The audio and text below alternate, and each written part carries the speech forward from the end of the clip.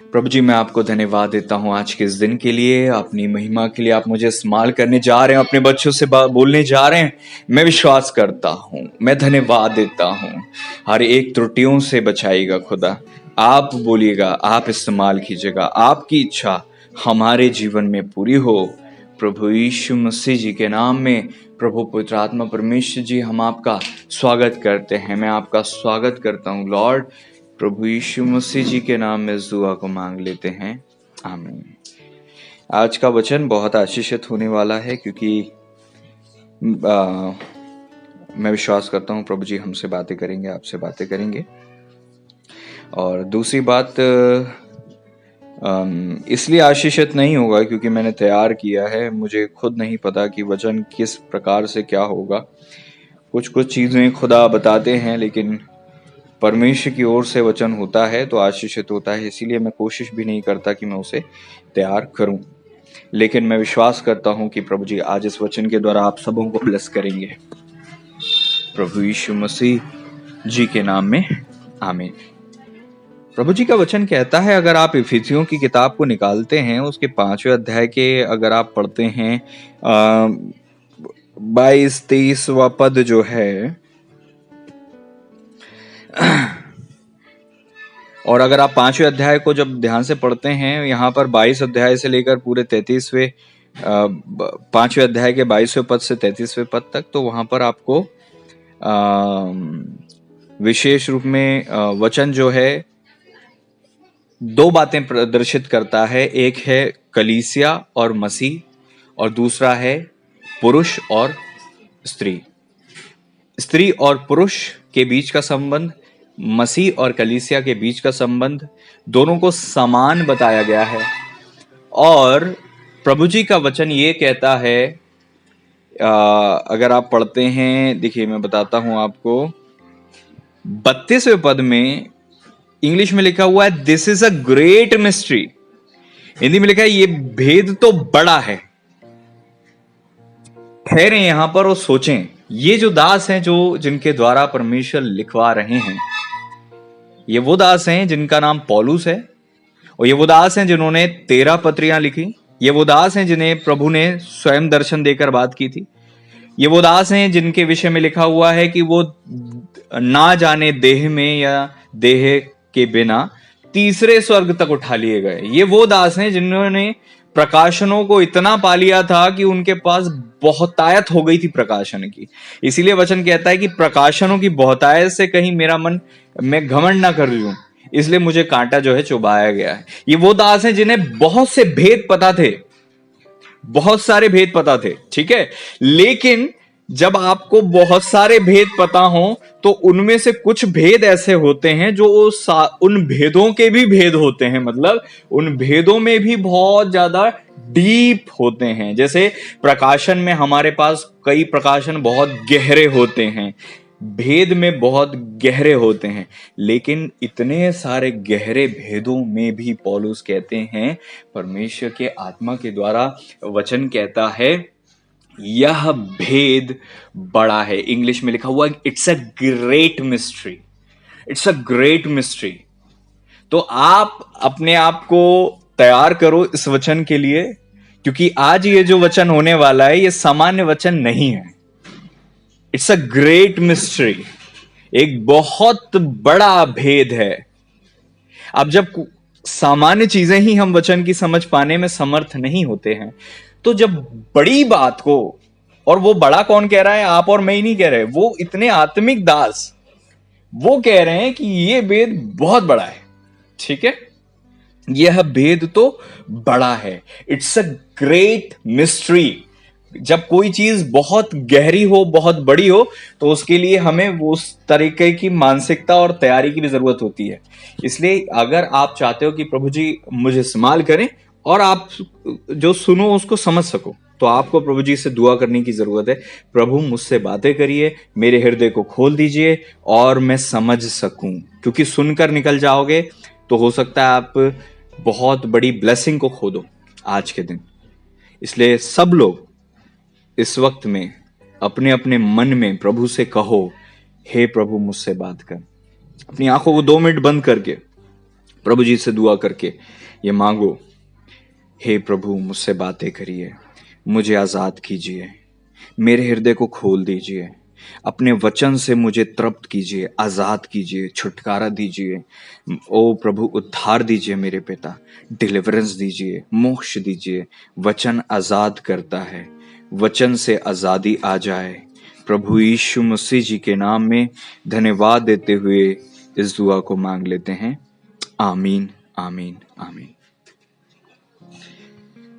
Hallelujah. प्रभु जी का वचन कहता है यह भेद बड़ा है।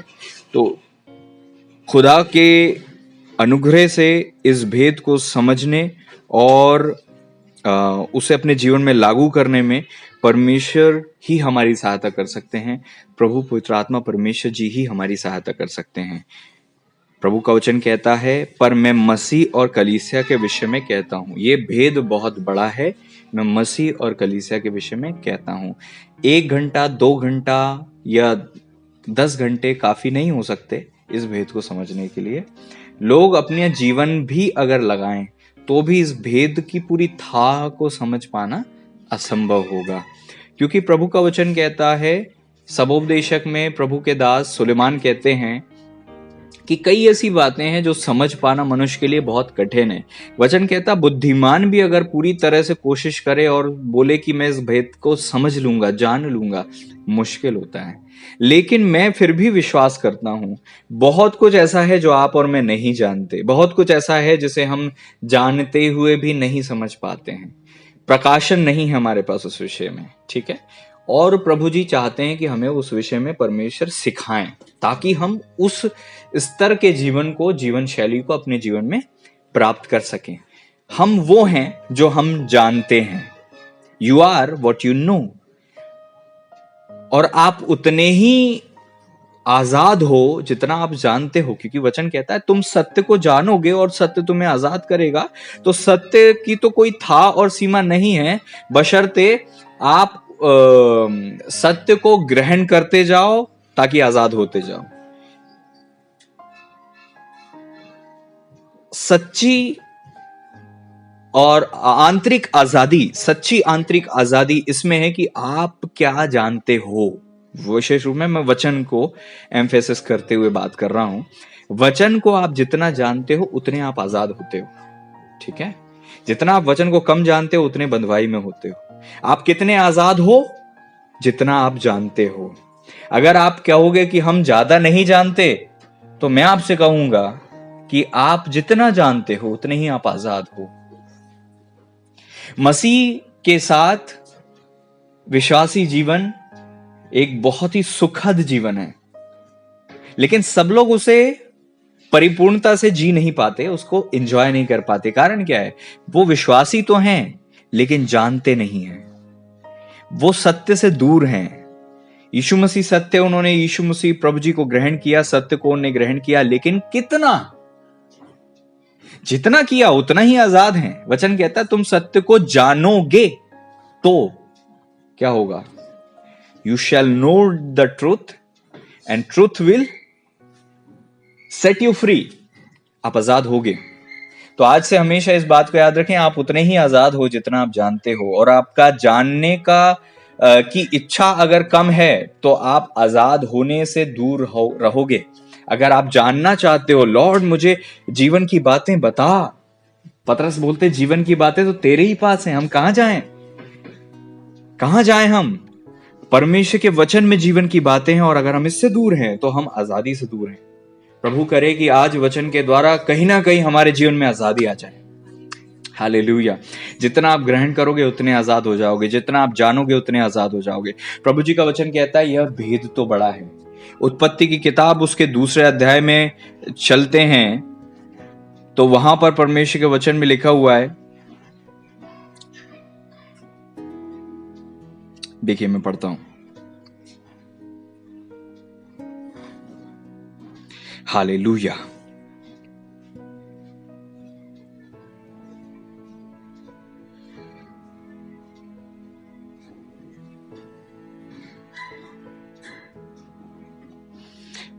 दूसरे अध्याय का 21वां पद पढ़ने के पहले हम पढ़ेंगे 18वां पद। फिर यहोवा परमेश्वर ने कहा, आदम का अकेला रहना अच्छा नहीं, मैं उसके लिए एक ऐसा सहायक बनाऊंगा जो उससे मेल खाए। और वचन कहता है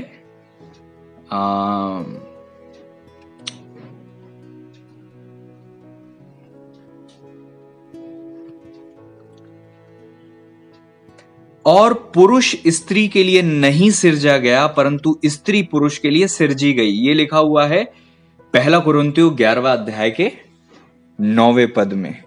ठीक है, हम परमेश्वर हमारी सहायता करें, हम जो उद्देश्य के साथ परमेश्वर ने मनुष्य को बनाया और विशेष रूप में मैरिज को बनाया, आज हम वो समझेंगे। क्योंकि उद्देश्य नहीं पता हो तो हम कुछ भी कर सकते हैं, है ना। हमें अपनी कुछ हमारे घर में वस्तु है और उसको वो क्यों बनी है हमको नहीं पता, तो हम उसको अपनी मनमर्जी से इस्तेमाल करेंगे। और आज यही हो रहा है, मैरिजेस फेल क्यों है? क्योंकि लोग उसे अपनी मनमर्जी से यूज करते हैं, उनको पता नहीं है वास्तव में क्या है। अच्छा, कहां पता चलेगा? कौन बताएगा? कोई नहीं बता सकता वचन के अलावा, है ना। परमेश्वर के अलावा नहीं बता सकता, क्योंकि क्रिएटर वही है ना, बनाया जिनने है उन्हीं से पूछेंगे कि भाई आपने ये क्यों बनाया, है ना। और उन्होंने बताया है तो अब हमें जानना जरूरी है। तो इस कार्य में प्रभु पवित्र आत्मा परमेश्वर जी, जो हमारे प्रभु हैं और हमारे शिक्षक हैं, उत्तम गुरु हैं, वो हमें बता सकते हैं। क्योंकि वचन कह रहा है पुरुष स्त्री के लिए नहीं बना, परंतु स्त्री पुरुष के लिए सिरजी गई है। तो ये पहली चीज तो हमें समझ में आ रही है, स्त्री क्यों बनी? पुरुष के लिए। ठीक है, पुरुष जो है स्त्री के लिए नहीं बना, है ना। आज जवानों को देखते हैं तो बस मैं तो ऐसा हो गया हूं, मैं तो ऐसा हो गया हूं, ऐसा वैसा, ये सारी चीजें दुनिया में अलग प्रकार की रीति को उनने अपना लिया है, लेकिन वो जानते नहीं है, स्त्रियां भी नहीं जानती। हम अपनी मर्जी के मानेंगे, हम अपनी इच्छा को पूरे करेंगे। देखिए, मैं किसी को ऑफेंड करने के लिए कुछ भी नहीं बोलूंगा, और ना मैं चाहूंगा कि मैं कुछ भी ऐसी बातें करूं कि कोई जो है उखड़ जाए, है ना। मैं आपको बाइबल बता रहा हूं। वचन कहता है पुरुष स्त्री के लिए नहीं बना है, स्त्री पुरुष के लिए बनी है। तो पुरुष को यह समझना चाहिए कि वो किस कारण किस लिए बनाया गया है, और वो जो मैरिज है उसमें उसका क्या दायित्व है, कर्तव्य है। स्त्री को यह समझना चाहिए कि स्त्री के लिए पुरुष नहीं बना कि स्त्री उसे अपने लिए इस्तेमाल करे, बल्कि स्त्री खुद बनी है पुरुष के लिए कि वो कार्य कर सके जिसे परमेश्वर ने उसके जीवन में रखा है। तो ये चीज बेसिक चीज है जिसे हमें परमेश्वर का वचन बता रहा है कि स्त्री पुरुष के लिए बनी है, पुरुष स्त्री के लिए नहीं बना। अगर हम वापस चलते हैं दूसरे अध्याय के, हम पढ़ते हैं 21वें पद में, तब वचन कहता है तब यहोवा परमेश्वर ने आदम को भारी नींद में डाल दिया, और जब वह सो गया तब उसने उसकी एक पसली निकालकर उसकी जगह मांस भर दिया। ठीक है, ये हम सब जानते हैं। 22वां पद कहता है और यहोवा परमेश्वर ने उस पसली को जो उसने आदम में से निकाली थी स्त्री बना दी और आदम के पास ले आया। इंग्लिश में अगर हम पढ़ते हैं 21वें पद को, तो यहां लिखा हुआ and the Lord God caused a deep sleep to fall upon Adam and he slept and he took one of his ribs and closed up the flesh instead thereof. है ना, प्रभु का वचन कहता है, ये मैंने यूकेजी वर्जन, केजेवी वर्जन पढ़ा है। हालेलुया। डीप स्लीप, गहरी निद्रा में आदम था, और उस दौरान में परमेश्वर आदम का ही भाग आदम में से निकाल रहे थे। आदम का ही शरीर इस्तेमाल किया गया हवा बनाने के लिए। ठीक है, ताकि वो एक दूसरे से क्या हो, मेल खाए, है ना, ताकि वो एक दूसरे से मेल खाए, एक दूसरे से कनेक्टेड हो सके और एक दूसरे को रिसीव कर सके, एक्सेप्ट कर सके। परमेश्वर की योजना बहुत ही बड़ी थी। और प्रभु का वचन कहता है, आदम ने कहा कि 23वें पद में कि ये मेरी हड्डियों में की हड्डी और मेरे मांस में का मांस, इसलिए इसका नाम नारी होगा क्योंकि ये नर में से निकाली गई है। पुरुष अपने माता पिता को छोड़कर पत्नी से मिला रहेगा, वे एक तन होंगे। यहां पर लिखा हुआ है इसका नाम नारी होगा क्योंकि ये नर में से निकाली गई है। ये जो नारी जो नाम था, ये जो आदम ने रखा, परमेश्वर ने नहीं रखा। हम सब जानते हैं परमेश्वर ने हव्वा का नाम क्या रखा था? नहीं, क्या रखा था परमेश्वर ने हव्वा का नाम?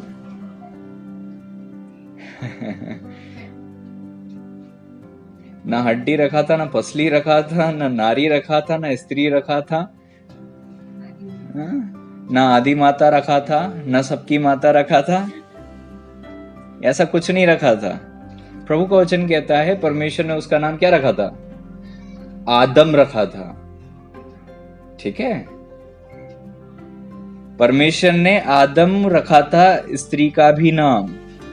समझ रहे हो? ये अगर आप पढ़ोगे उत्पत्ति उसका 5वां अध्याय का 2 पद कहता है उसने नर और नारी करके मनुष्यों की सृष्टि की और उन्हें आशीष दी और सृष्टि के दिन उनका नाम आदम रखा। इंग्लिश में लिखा हुआ है male and female he created them and blessed them and called their name Adam. Their means उनका, उनका मीन्स उन दोनों का नाम आदम था। ठीक है, अब यहां से जो है चीजें गहरी होंगी। ठीक है, पहली बात, परमेश्वर ने उनका दोनों का नाम एक नहीं रखा। परमेश्वर ने दोनों का नाम एक नहीं रखा, परमेश्वर ने एक का ही नाम एक रखा, क्योंकि परमेश्वर उन्हें दो देख नहीं रहे थे कि उन्हें दो नाम दें। परमेश्वर, क्योंकि स्वाभाविक है ना, दो लोगों का एक नाम आप क्यों दोगे, है ना। आदम ने भी इतने जीवी प्राणियों का नाम रखा, जानवरों का, चिड़ियों का नाम रखा, उसने दो का नाम एक जैसा नहीं रखा। तो परमेश्वर ऐसा क्यों करेंगे? परमेश्वर की दृष्टि मनुष्यों पर जब थी, परमेश्वर उन्हें दो नहीं एक देख रहे थे। और परमेश्वर ने उन्हें क्या कहा? आदम। क्या कहा दोनों को? आदम। तो याद रखना, उत्पत्ति 5वां अध्याय 2 पद कहता है स्त्री का नाम ना स्त्री था, ना हव्वा था, ना हड्डी था, ना कुछ आदि माता था। उसका नाम क्या था? आदम। स्त्री का नाम क्या था? आदम। ये है परमेश्वर की सर्वश्रेष्ठ योजना, जहां पर वो उस पुरुष और उस स्त्री को एक दूसरे से मिलकर बनाते हैं। पुरुष से स्त्री बनी है और उनका नाम भी एक रखा गया, और परमेश्वर ने उन्हें एक देखा। और यही मैरिजेस फेल होती हैं, क्योंकि मैरिज में लगता है कि वे अलग हैं। मैरिज की शुरुआत उस विचारधारा से होनी चाहिए कि वी आर वन। ठीक है, वहां पर यह नहीं होता है कि स्त्री अलग है, पुरुष अलग है, स्त्री की इच्छा अलग है, पुरुष की इच्छा अलग है, स्त्री अलग चाहती है, पुरुष अलग चाहता है। ये लोग अलग अलग हैं और साथ में रहने की कोशिश कर रहे हैं, तो मैरिज तो वहीं फेल हो गई है। मैरिज का जो प्योरिटी है वहीं खत्म हो जाती है, इंस्टीट्यूशन है वहीं फेलियर में चले जाता है, वहीं पर जो है चीजें बिगड़ना चालू हो जाती हैं। लोग बोलते हैं कि मैरिज सक्सेसफुल है, क्यों नहीं? क्योंकि उसकी सोच और विचारधारा ही सही नहीं है। लोगों की मैरिज में आजादी क्यों नहीं है? क्योंकि वो जानते नहीं मैरिज क्या है। क्योंकि वचन कहता है तुम जितना जानोगे उतने आजाद हो जाओगे। प्रभु करे कि आज आप ये चीज जानो। वचन कहता है वे दोनों एक तन होंगे। परमेश्वर ने आदम में से बनाया, परमेश्वर ने नाम भी एक रखा, तो वो दो थे ही नहीं। Praise the Lord. और परमेश्वर जब मिलने के लिए आते थे तो परमेश्वर क्यों नहीं बोलते थे हव्वा तू कहां है? क्योंकि परमेश्वर दोनों को एक साथ बुलाते थे। प्रभु का वचन कहता है आदम, हे आदम तू कहां है? परमेश्वर दोनों को एक साथ बुलाते थे ना, दोनों का एक ही नाम था, वो दोनों एक ही थे। तो जहां परमेश्वर मिलने आते थे तो वो दोनों अलग अलग जा ही नहीं सकते थे, क्योंकि परमेश्वर आदम बोलते थे। और आदम क्योंकि स्त्री का भी नाम था, पुरुष का भी नाम था, दोनों जहां भी होते होंगे दोनों साथ में परमेश्वर से मिलने आते होंगे। Praise the Lord. पहला पॉइंट क्या है? They are one. पहला पॉइंट क्या है? वो एक हैं। अगर किसी भी मैरिज में पति पत्नी की ये सोच नहीं है तो पहली बात तो ये है कि मैरिज वहीं से फेल होना चालू हो गई है। फिर आप उम्मीद ही मत करिए कि वो सक्सेस होगी, कभी नहीं हो सकती। आपने पहला कदम ही गलत रखा है तो आपकी पूरी दिशा गलत होती है। मैं सच कह रहा हूं, अगर आप पहला कदम उठाकर रखते हैं पूरब दिशा में और आपको जाना है उत्तर दिशा में, तो आप कभी भी उत्तर दिशा में पहुंच नहीं सकते। आपका पहला कदम बताता है कि आप कहां जाओगे। मैरिज का पहला कदम बता रहा था कि परमेश्वर की योजना क्या थी, अलग अलग चीजें बनाने की नहीं थी, एक बनाने की थी। और यहां हम देखते हैं उद्देश्य क्या था, स्त्री जो है पुरुष के लिए बनी है। ठीक है, यहां पर पहला पॉइंट हमने सीखा कि दे आर वन, वो अलग नहीं है, वो एक है। ठीक है, जो कोई भी शख्स मैरिज करना चाहता है उसे ये चीज आज लिख लेनी चाहिए और आज इसे अपनी सोच ऐसी बनानी चाहिए कि उसको ये पता होना चाहिए कि मैरिज क्या है। उसकी पहली रिक्वायरमेंट है कि वो दो मन के नहीं हों, वो एक मन के हों। दो लोग, वचन कहता है, आपस में एक दूसरे के साथ सहमत नहीं हो तो चल नहीं सकते, रह नहीं सकते, वो उन्नति नहीं कर सकते, क्योंकि एक दिशा अलग चुनेगा, एक दिशा अलग चुनेगा और वो कहीं नहीं पहुंचते हैं, बस एक दूसरे को खींचने में लगे रहते हैं। क्या हो कि अगर वो एक मन हो जाएं तो वो एक मन होकर एक उद्देश्य को पूरा करेंगे। Praise the Lord. ये परमेश्वर की योजना थी, उनको एक करने की, एक नाम देने की और एक नाम से दोनों को साथ में बुलाने की। आदम तू कहां है? Praise the Lord. परमेश्वर का वचन कहता है कि परमेश्वर ने उनका नाम आदम रखा। They are one. पहली पॉइंट, आप एक हो। अगर आप शादीशुदा हो तो आप एक हो, अगर आप शादीशुदा नहीं हो तो जब आप शादी में आओगे आप एक हो जाओगे।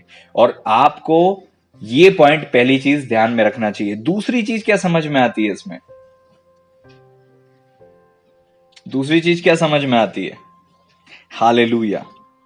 अच्छा, ये पॉइंट इसलिए भी लिख लीजिएगा ताकि आप अपने आप को फिर प्रिपेयर करें, क्योंकि प्रिपरेशन उस हिसाब से होगा। ठीक है ना। दूसरी चीज हमें क्या समझ में आती है? परमेश्वर ने उनका नाम तो रख दिया कि आदम है। दूसरी चीज हमें ये समझ में आती है कि किसका क्या काम है, परमेश्वर ने ये भी बताया। आदम को परमेश्वर ने क्या बताया कि तू उसमें रह, उसकी रक्षा कर। ठीक है, ठीक है। दूसरा पॉइंट एक बहुत खास पॉइंट है जिसको सुनकर आप लोग बहुत ज्यादा ब्लेस्ड हो जाओगे। Hallelujah, praise the Lord.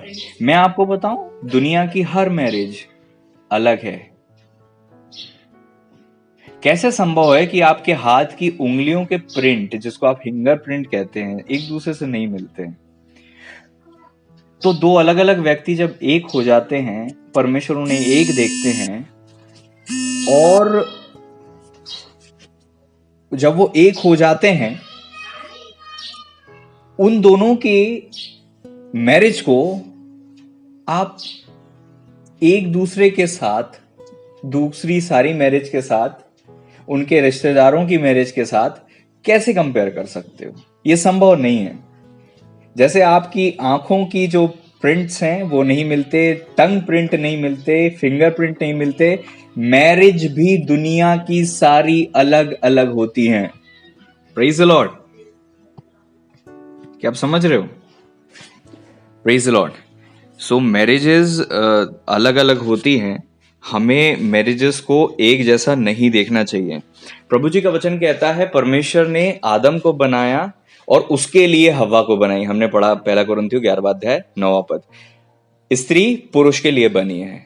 अब स्त्री पुरुष के लिए बनी है और पुरुष को भी परमेश्वर ने उद्देश्य के लिए बनाया है, और जो उद्देश्य उन्हें दिया था उसको पूरा करने के लिए उनकी मैरिज थी। अब यहां पर दूसरा पॉइंट जो है वो बहुत मेन है। ठीक है, सबसे पहली चीज तो वचन कहता है पुरुष का सिर जो है मसीह है और स्त्री का सिर पुरुष है। ठीक है, आप देख रहे हैं कि क्या पैटर्न है अधीनता का। पैटर्न नीचे से अगर हम शुरू करें तो कैसा है? स्त्री का सर पुरुष है, पुरुष का सर मसीह है, मसीह का सर परमेश्वर है। ठीक है, ऐसा है ना। और हम यहां पर देखते हैं कि पुरुष भी अधीनता में है, स्त्री भी अधीनता में है, यहां तक कि हमारे प्रभु जी भी अपने पिता की अधीनता में रहे। ठीक है ना। सो यहां पर दूसरी चीज हमें ये चीज समझ में आती है कि परमेश्वर ने जो स्त्री है उसे पुरुष के लिए बनाया है, और पुरुष को परमेश्वर ने क्यों बनाया है? परमेश्वर ने मसीह के लिए बनाया, मसीह के उद्देश्य को पूरा करने के लिए बनाया, जीसस की योजनाओं को पूरा करने के लिए बनाया। ठीक है, परमेश्वर ने पुरुष को क्यों बनाया था? अपने लिए। आओ हम मनुष्यों को अपने स्वरूप अपनी समानता में बनाएं, ताकि वो क्या करें, उस उद्देश्य को पूरा करें जो परमेश्वर का उद्देश्य है। परमेश्वर के द्वारा उद्देश्य आया और उस उद्देश्य को पूरा करने के लिए एक सहायक भी आया, और उस सहायक के कारण से उस उद्देश्य को पूरा किया जाना था। और सरल शब्दों में यहां पर दूसरा पॉइंट जो है वो पहले मैं आपको बता देता हूं। दूसरा पॉइंट यह है कि स्त्री पुरुष के लिए बनी है, पुरुष मसीह का है। ठीक है, मसीह के लिए, ना कि स्त्री के लिए। पुरुष स्त्री के लिए नहीं बना है, जो आज हम देखते हैं ना दुनिया में होता है ना, ऐसा नहीं है। दूसरी चीज, पुरुष जो है, पुरुष का सिर मसीह है, स्त्री का सिर पुरुष है। स्त्री पुरुष के लिए बनी है तो वो पुरुष के लिए बनी है, इस बात को स्त्री को पता होना चाहिए। और पुरुष जो है परमेश्वर के लिए बना है, परमेश्वर की इच्छा को पूरा करने के लिए बना है। परमेश्वर ने कहा था कि आओ हम मनुष्य को अपनी स्वरूप समानता में बनाएं, तो परमेश्वर ने उस पुरुष को बनाया अपनी योजना को पूरी करने के लिए। ठीक है ना, ये दूसरा पॉइंट था। अब जो है तीसरा पॉइंट जो बहुत ज्यादा मेन है वो ये पॉइंट है कि परमेश्वर ने उद्देश्य दिया और उद्देश्य को पूरा करने के लिए सहायक दिया, और वो सहायक जब आया तो उसको मैरिज का नाम आया। फिर से परमेश्वर ने उद्देश्य दिया, उद्देश्य को पूरा करने के लिए एक सहायक दिया, और उस सहायक जब आया तो उस सहायक के साथ जब आदम का जो मेल हुआ उसको मैरिज कहा गया, उसको मैरिज कहते हैं।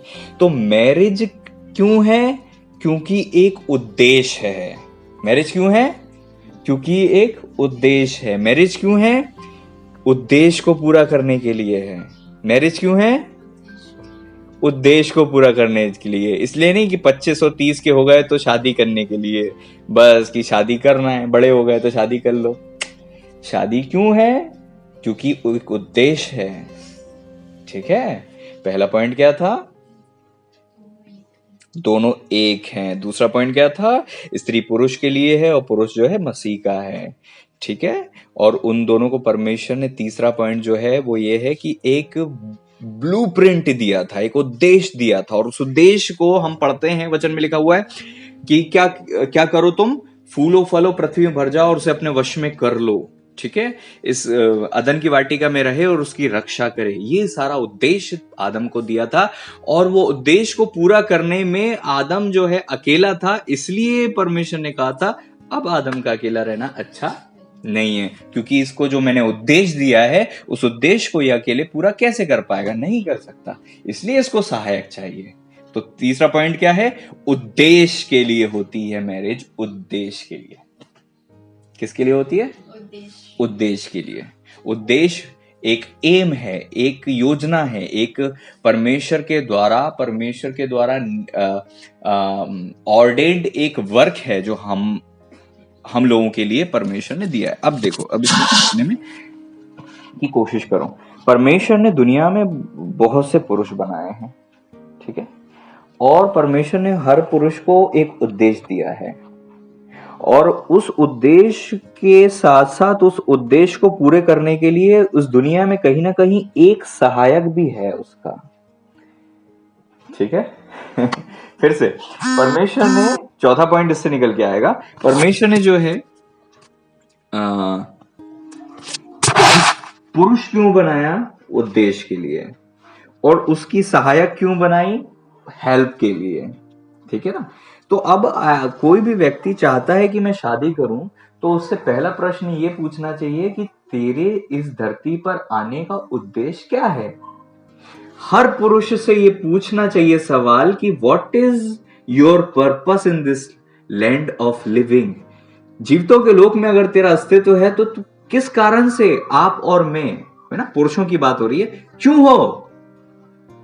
देखो सिंपल सी चीज है, परमेश्वर ने एक पुरुष बनाया है, उस पुरुष को एक उद्देश्य रखा है, उस उद्देश्य के कारण से ही परमेश्वर ने उस उद्देश्य को पूरा करने में कौन सी स्त्री सहायक होगी उसको बनाया। आप समझ रहे हो कि स्त्री क्यों है? पुरुष के लिए है। क्यों है हेल्पर? क्योंकि एक उद्देश्य है पुरुष के पास। लेकिन अब स्थिति क्या है ना, पुरुष शादी कर रहे हैं बिना उद्देश्य के। समझ रहे हो? तो मैरिज तीसरे पॉइंट में भी कहां फेल हो रही है? वो शादी तो कर रहे हैं लेकिन क्यों नहीं पता। ठीक है, पहली चीज उनकी मानसिकता दो लोग की है, एक मन नहीं है। दूसरी चीज पुरुष और स्त्री सोचते हैं कि हम अपनी मनमर्जी पूरी करेंगे, हम अपनी मर्जी के मालिक हैं, हम किसी के लिए नहीं बने हम तो अपनी इच्छा पूरी करेंगे। कोई स्त्री बहुत कम स्त्री सोचती हैं क्या कि मैं पुरुष के लिए बनी हूं? कोई नहीं सोचता कि मैं पुरुष के लिए बनी हूं। इस प्रकार की सोच क्यों नहीं रखते? लेकिन प्रभु का वचन कहता है स्त्री पुरुष की हेल्प के लिए बनी है। ठीक है, ये वचन में मैंने पढ़ा है, 1 कुरिन्थियों 11वां अध्याय 9वां पद। ठीक है ना। और दूसरी बात, तीसरा पॉइंट जो था उनका एक उद्देश्य था मैरिज का। तो इससे पहले कि कोई भी पुरुष अपनी स्त्री को प्राप्त करे, मैं आपको बताना चाहता हूं उसको क्या करना चाहिए। परमेश्वर आपसे बातें करे, उसको क्या करना चाहिए? उस पुरुष को खुदा के चरणों में जाकर खुदा से पूछना चाहिए कि मेरे इस धरती पर आने का उद्देश्य क्या है, व्हाट इज योर पर्पस, है ना, आपका उद्देश्य मेरे लिए क्या है प्रभु, मुझे बता। इससे पहले कि कोई भी पुरुष स्त्री को ढूंढे, उस पुरुष को चाहे वो 30 का हो जाए, 45 का हो जाए या 65 का हो जाए, उद्देश्य नहीं है तो वो शादी करके करेगा क्या? शादी इसलिए नहीं है कि कोई इंसान बच्चे पैदा करे, शादी इसलिए नहीं है कि कोई आदमी सेटल हो जाए, शादी इसलिए नहीं है। परमेश्वर का जो सर्वश्रेष्ठ योजना है उस तक आप पहुंच ही नहीं पाते हो, अपनी मन मर्जी से अपनी शादी को रचते हो और फिर सोचते हो वो सक्सेसफुल होगी। आप कैसे सक्सेसफुल होगे अगर आप वचन के आधार पर नहीं हो? प्रभु का वचन कहता है तुम सत्य को जानोगे, सत्य तुम्हें आजाद करेगा। आपको प्रभु आजाद करे और हर एक पुरुष आज ये देखे जो कुंवारे हैं और जो शादीशुदा हैं कि आपका उद्देश्य क्या है। इससे पहले कि आप विवाह में जाओ ये तो पता करो, प्रभु से पूछो कि मेरा उद्देश्य क्या है। क्योंकि आप अगर लड़की ढूंढ लोगे और बाद में उद्देश्य पता करोगे तो हो सकता है वो लड़की आपके उद्देश्य से मेल ना खाए। एक मैं सच्ची घटना बताता हूँ। एक बंदे के ऊपर सेवा की बुलाहट थी, उसने शादी पहले कर ली, सेवा में आया नहीं, और क्या हुआ, जल्दबाजी में शादी हो गई या जैसे भी हुई, I don't know that, but लेकिन अब क्या हुआ, जब उसके ऊपर बुलाहट आई और उसकी सेवा करने की इच्छा हो गई तो पत्नी जो है सेवा में इन्वॉल्व नहीं होती। पत्नी को इतना अच्छा नहीं लगता कि मेरा पति जो है पास्टर बने या एक इवेंजलिस्ट बने, सेवा करे। पत्नी एडजस्ट नहीं कर पा रही। पत्नी की इच्छा थी कि हम तो बस जो है नॉर्मल आम इंसान की तरह जीवन जिएंगे। अब वो बंदा जो है इतना परेशान, और उसका विचार ये है कि मैंने शायद गलती तो नहीं कर दी, मैंने जल्दी तो नहीं कर दी। क्यों ऐसा हुआ? क्योंकि उसको किसी ने ये नहीं बताया था इससे पहले कि विवाह हो, इससे पहले उद्देश्य पता होना चाहिए कि उद्देश्य क्या है तेरे जीवन का, ताकि उस उद्देश्य से मेल खाने वाली तुझे मिले। है ना? क्या आप समझ रहे हो? प्रभु के दास पास्टर बेनी जी एक बहुत अच्छी चीज कहते हैं, मुझे हमेशा याद रहती है, कि उन्होंने कहा इससे पहले कि आप विवाह करो अपनी बुलाहट को समझो। क्योंकि अगर आप सेवा की बुलाहट में हो और आपने शादी कर ली, इसके पहले बुलाहट मिली, उसके पहले शादी कर ली, बुलाहट आई, सेवा में आए, उसके पहले विवाह कर लिया, संभव है कि आपकी पत्नी आपका साथ ना दे, वो एडजस्ट ना कर पाए, वो उतनी दीन नम्र ना हो पाए, वो उतना एडजस्ट ना कर पाए। क्योंकि देखो स्त्रियों का काम जो है ना बड़ा कॉम्प्लिकेटेड काम है, क्योंकि स्त्री किसी के दर्शन को जीती है, किसी के दर्शन को पूरा करती है, किसी की लाइफ की के प्रति परमेश्वर की जो योजना है उसमें सहायक बनती है। इसका मतलब ये नहीं है कि वो कमा नहीं सकती, इसका मतलब ये नहीं है कि वो जी नहीं सकती अपने लिए, ऐसा नहीं है। लेकिन यहाँ पर हम जो है मेन चीज देख रहे हैं, है ना, किसी की क्या विचारधारा है उससे कोई मतलब नहीं है मुझे। यहाँ पर वचन कह रहा है वो मुझे प्रीच करना है। प्रभु का वचन कहता है स्त्री पुरुष के लिए बनी है। क्यों? क्योंकि एक उद्देश्य है। और देखो प्रभु का वचन कहता है इसहाक जो है परमेश्वर के साथ इंतजार किया करता था, कुंवारा था, एकांत में बैठा करता था। आज कुंवारे जो है ना एकांत में बैठते नहीं है खुदा के चरणों में, कि परमेश्वर उनसे बात करके उनके जीवन का उद्देश्य उन्हें बताए, और उद्देश्य पता चले तो फिर वो उद्देश्य के लिए सहायक भी परमेश्वर प्रदान करे। देखो लोग बोलते हैं हमें सहायक चाहिए, सहायक चाहिए। प्रॉब्लम क्या है ना, वो सीधे बोलते हैं कि हमें जो है 2 नंबर पे जाना है, सीधे जो है मेन चीज पर जाना है, हमें उद्देश्य नहीं चाहिए। आपको पता है उद्देश्य के पीछे स्त्री आती है, ना कि स्त्री के पीछे उद्देश्य आता है। Praise the Lord. आपको उद्देश्य पहले मिलेगा, उसके बाद आपको स्त्री मिलेगी, अगर आप बिब्लिकली चलना चाहते हो, अगर आप बाइबल के आधार पर चलना चाहते हो। इसीलिए कुछ लोग जिनकी लाइफ में थोड़ी सी देर हो गई है, आप लोग निराश मत हो। अगर आपको परमेश्वर ने अभी तक संभाला हुआ है, परमेश्वर आगे आपको उद्देश्य देंगे अगर आप मांगोगे, और उद्देश्य को पूरा करने के लिए योग्य जीवन साथी भी देंगे। योग्य जीवन साथी का मतलब ये नहीं है कि वो जात समाज और गोत्र और कुल का हो। योग्य जीवन साथी वो होता है जो आप के उद्देश्य को पूरा करने में पूरी तरह से उपयुक्त पाया जाए, ना कि आपकी सोच और समझ और एजुकेशन से मेल खाए, बल्कि आपके ब्लूप्रिंट जो खुदा ने आपको दिया है, खुदा का उद्देश्य है, खुदा की इच्छा है, उसको पूरा करे। अब आप सोच कर देखिए, अब्राहम को परमेश्वर ने बुलाहट दी, हव्वा अगर उनके उस बुलाहट में सहभागी नहीं होती, सहमत नहीं होती, तो बोलती आप जाओ जहां जाना हो, मैं तो अपने घराने के साथ अब है ना यहीं रहूंगी, मुझे नहीं जाना आपके साथ। ये क्या बात है, घर बार छोड़कर चल दिए आप तो पूरे जंगल में, मुझे नहीं जाना आपके साथ। लेकिन धन्य है वो सारा धन्य है जिसने अब्राहम की बुलाहट के अधीन हो गई। आपको पता है प्रभु का वचन यही कहता है, स्त्री सब बातों में अपने पति के अधीन रहे। इसका मतलब क्या है? इसका मतलब यह है कि वो पति जो दर्शन लिए रखा है अपने जीवन में, उस दर्शन को अपना दर्शन मानकर उस पति की सहायता करे कि उस दर्शन को वो पूरा करें जो परमेश्वर ने उनके लिए बनाया है। इसलिए हमें जो पुरुष लोग हैं और चाहे शादीशुदा हो भी चुके हैं, कोई इशू नहीं, लेकिन पता करें, खुदा के चरणों में बैठकर जाएं, वेट करें, प्रेजेंस में बैठे मेडिटेट करें खुदा की बात जो है, और पता करें कि आपकी लाइफ का उद्देश्य क्या है। तब आपको उद्देश्य पता चलेगा तो अब आपको यह समझ में आएगा कि अब इस उद्देश्य को पूरा करने के लिए कौन स्त्री उपयुक्त है। और फिर आपको परमेश्वर उस स्त्री के करीब लेकर आएगा, परमेश्वर उस स्त्री को आपके सामने, आपके घर वालों के सामने, या जैसे भी खुदा की योजना होगी लेकर आएगा, और फिर परमेश्वर उस चीज को तैयार करेगा, और तब आपकी मैरिज बनेगी। ठीक है। तीसरी चीज जो हमने सीखी है वो क्या है? उद्देश्य है। तो अब तीसरी चीज के बाद हमें समझ में आता है कि उद्देश्य है तो फिर करना क्या चाहिए? उद्देश्य को प्राप्त करना चाहिए। स्त्रियां क्या करें? स्त्री दुआ करें कि प्रभु हमारी उससे ही शादी हो जिससे आपकी योजना है, और वो पुरुष जो है इतना मैच्योर हो जाए, उसको उसका उद्देश्य पता चले, ताकि हम लोग अपनी मनमर्जी शादी के बाद पूरी नहीं करें, हम आपकी योजना को शादी के बाद पूरा करें। क्या आप समझ रहे हो? परमेश्वर ने कलीसिया को क्यों बनाया? अपने लिए, मसीह के लिए। स्त्री को क्यों बनाया? पुरुष के लिए। कलीसिया की क्या इच्छा थी? परमेश्वर की कलीसिया के लिए क्या इच्छा थी? क्या इच्छा है? परमेश्वर कलीसिया से क्या चाहते हैं? क्या चाहते हैं? परमेश्वर ने कलीसिया को एक ही तो निर्देश दिया है, जाओ जाकर सारी जातियों में सुसमाचार प्रचार करो। कलीसियाओं का यही तो आज, कलीसिया इस धरती पर क्या कर रही है?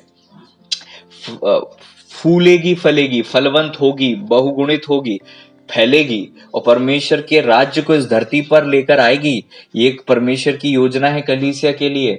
ऐसे ही पुरुष के लिए अब कौन स्त्री को कौन बताएगा कि योजना क्या है? कलीसिया को कौन ने बताया था? मत्ती 28:20 क्या कहता है? मत्ती 28:18 से 20 क्या कहता है? इसलिए जाओ। किसने बताया? कलीसिया के सर ने, पुरुष ने, अर्थात जीसस ने कलीसिया को बताया ना कि करना क्या है आपको। ऐसे ही पुरुष को अगर उद्देश्य नहीं पता होगा, वो क्या बताएगा अपनी पत्नी को कि करना क्या है तुम्हें? क्या समझ रहे हो? तो हमें क्या करना चाहिए? हमें उद्देश्य पता करना है, और उद्देश्य को पूरा करने के लिए उसमें आगे बढ़ना है। प्रभु का वचन कहता है ये भेद तो बड़ा है। लोग इस बात को समझ नहीं पाते कि वो एक हैं। लोग इस बात को समझ नहीं पाते कि उनका जो है क्या कहना चाहिए, कौन किस लिए बना है, वो नहीं समझ पाते। तीसरी चीज जो समझ नहीं पाते वो ये कि परमेश्वर का उद्देश्य क्या है। क्योंकि शादी विवाह जो है उद्देश्य के लिए है, ना कि बस अपनी इच्छा को पूरी करने के लिए। प्रभु का वचन कहता है। और अगर आप ध्यान से बाइबल में पढ़ते हो तो यहाँ पर खूब सारे निर्देश परमेश्वर के वचन में, इफिसियों की किताब उसके 5वें अध्याय के 22वें पद से आगे आप पढ़ते हो तो वहां पर मिलते हैं, जहां पर परमेश्वर कहते हैं कि अब देखो क्या है, अब किसी को कहा जाए कि तुमको अधीन रहना है, तो वो अधीन रहना उसके लिए कठिन होगा। लेकिन अगर उसको ये बताया जाएगा कि क्योंकि उद्देश्य है, उस उद्देश्य को पूरा करने के लिए पुरुष को उद्देश्य दिया गया है, अगर तुम उसके अधीन नहीं रहोगे तो तुम उसका उद्देश्य पूरा नहीं कर सकते। और परमेश्वर ने तुम्हें विशेष रूप में उद्देश्य नहीं दिया हुआ है, परमेश्वर ने तुम्हारे पति को एक उद्देश्य दिया है और उस पति की उद्देश्य के साथ तुम्हें उसमें सहभागी होना है। जैसे कलीसिया अगर अपनी मनमर्जी पूरी करे और कहे कि हमें तो कोई मतलब नहीं, हम तो अपनी मनमर्जी जिएंगे, हमारी विवाह मसीह से हो गया, बस अपनी मनमर्जी को पूरा करेंगे, तो ऐसे लोग क्या हो गए, स्वर्ग जाएंगे क्या? जो कहते हैं कि हम अपनी इच्छा के अनुसार चलेंगे, जाएंगे क्या? तो ऐसे ही वो स्त्री जो कि अपने पति के अधीन ही नहीं रह सकती है, क्या उसकी मैरिज सक्सेसफुल हो सकती है? बिल्कुल नहीं हो सकती। परमेश्वर ने जो फॉर्मेट बनाया ना, अगर उसमें अगर आप और मैं नहीं आएंगे, उसमें हमारी सोच नहीं आएगी, उसमें हमारे कलीसिया के बच्चों की सोच नहीं आएगी, तो हमारी मैरिजेस सक्सेसफुल नहीं हो सकती कभी। प्रभु का वचन यहाँ पर पहला ही निर्देश देता है, क्या है कि अपने अपने पति के अधीन रहो, स्त्रियों से कहा है जैसे प्रभु के अधीन हो। अब प्रॉब्लम क्या है ना कि पुरुष ऐसे है ही नहीं जैसे प्रभु हैं कि अधीन रहे। पुरुष पी रहे हैं, खा रहे हैं, गाली गलौज कर रहे हैं, है ना, और उनका चरित्र ठीक नहीं है, कुछ कमाते नहीं है, ये सारे एटीट्यूड उनके जीवन में, ऐसी आदतें हैं, तो कैसे कोई स्त्री जो है अधीन रहेगी? दूसरी बात, आजकल की जो लेडीज है कमाने लगी हैं, पढ़ लिख गई हैं, तो और मुश्किल सा हो गया है कि वो अधीन रह पाए, उनके लिए बड़ा मुश्किल है। सोच कर देखिए, पुरुष जो है पीता खाता है और कमाता भी नहीं है, स्त्री और बहुत भक्ति में भी, आराधना में भी है, प्रार्थना दुआ में है, कमाती धमाती है और अपने घर को भी चला रही है, तो उस स्त्री के लिए उस पुरुष के अधीन होना जो पीता खाता और विश्वास भी नहीं करता खुदा पर, कितना मुश्किल है, बहुत मुश्किल है उसके अधीन होना। इसीलिए तो प्रभु का वचन कहता है कि असमान जुए में मत जुतो। ये बाद में नहीं सोचने की चीज है कि यार अब हमें शादी को एडजस्ट करना है, पहले सोचने की चीज है। कुछ लोग बोलते हैं हम इसने बपतिस्मा ले लिया, उसने ऐसा कर लिया और उसके बाद हम शादी कर लेंगे। अरे अपना उल्लू सीधा करने के लिए, अपनी मनमर्जी पूरी करने के लिए तुम उसको पास्टर बना दो या बपतिस्मा दे दो या उससे कुछ भी करवा लो। परमेश्वर की योजना नहीं है तो नहीं है, आप उसको उपास प्रार्थना दुआ से एक नहीं कर सकते। इसलिए ये मैटर ऐसा है, इसमें अपनी इच्छा को रखना चाहिए किनार पर, साइड में, और खुदा से कहना चाहिए प्रभु जी आप अगुवाई कीजिए, मेरी इच्छा पूरी ना हो, आपकी इच्छा पूरी हो। भले ही मैं किसी को पसंद करता हूं या पसंद करती हूं या जो भी है, हालांकि ये चीज होना नहीं चाहिए, लेकिन फिर भी अगर लाइकिंग आ जाती है तो परमेश्वर के आगे सौंपो, और अगर खुदा उसमें नहीं है तो उसमें से हाथ हटा लो, उसमें आगे मत बढ़ो, चाहे कुछ भी हो जाए। परमेश्वर का वचन कहता है परमेश्वर ने हमें एक उद्देश्य के लिए बनाया है, उस उद्देश्य के लिए परमेश्वर ने ठान रखा है कि किससे किसका विवाह होगा, किससे किसकी शादी होगी। आप अपनी इच्छा से थोड़ा ना पूरी करोगे अपनी, कि नहीं हमें तो वो पसंद है, हमारे तो वो मेल खाती है, हमें तो वो विश्वासी है। मैं लोग बोलते हैं ओके ठीक है, अच्छी बात है, वो सामने वाला विश्वास में आ गया, अब तो हम शादी कर सकते हैं। किसने कहा दिया कि विश्वासियों में आप किसी से भी शादी कर सकते हो? विश्वासी में भी आपके साथ जो आप जिससे जुत रहे हो ना, वो असमान जुआ हो सकता है। असमान जुए का मतलब केवल अन्य जाति और विश्वासियों में नहीं है। असमान जुए का मतलब ये भी है कि वो आपसे मेल नहीं खा रही, आपके उद्देश्य से मेल नहीं खा रही, वो आपसे मेल नहीं खा रहा और आप चल दिए उसके साथ जीवन बिताने के लिए। फेल्ड मैरिजेस, उसमें क्या होता है, हर हफ्ते वो रोते हैं, हर हफ्ते यही उपास रखते हैं, हमारा पति सुधर जाए, हमारा पति पीना छोड़ दे, हमारा पति प्रभु में आ जाए, हमारा पति। जीवन भर गुजार देती है स्त्रियां बस अपने पति को सुधारने के लिए, जो उनके लिए बना ही नहीं था। परमेश्वर ने उस पुरुष को बनाया ही नहीं था उसके लिए, और बस जीवन भर लगा देती है। कैसी अनसक्सेसफुल मैरिज है ये। मेरे हिसाब से दुनिया का सबसे खतरनाक दुख है ये। जीते जी आपको ये पता हो जिसके साथ आप जीवन बिता रहे हो वो आपके लिए नहीं बना, इससे बड़ा क्या दुख होगा। इसीलिए मैं बहुत चिंता के साथ बेटियों को, भाइयों को कहता हूं, स्त्री पुरुषों को, बहनों को, भाइयों को, दुआ करो अभी से अपनी मैरिज के लिए, अभी से दुआ करो। समय आएगा घर वाले कहीं भी शादी कर देंगे, समय आएगा तुम्हारी लाइफ में तुम गलत डिसीजन ले लोगे, दुआएं करो। आग लगेगी, कुआं कूदने चलोगे तब काम नहीं चलेगा।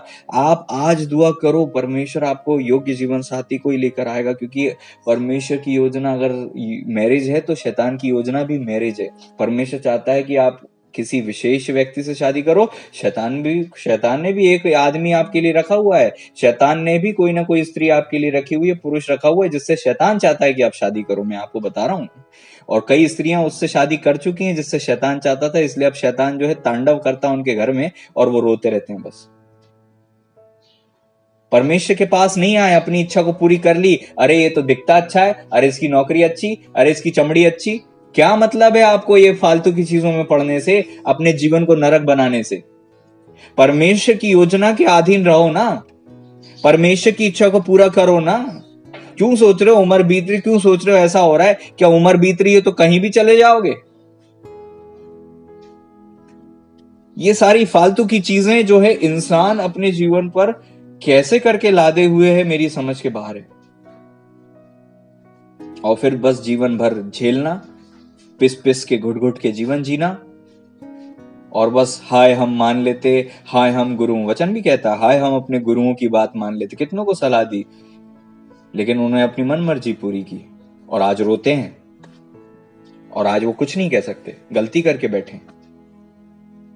इसलिए जितनों की ने आज अभी तक शादी नहीं की है, मेरा आप लोगों से बिल्कुल अनुरोध है, अपने ऊपर एहसान करो, अपनी मैरिज के लिए, शादी के लिए दुआ करो आज से कि उससे हो जिससे परमेश्वर ने रखा है।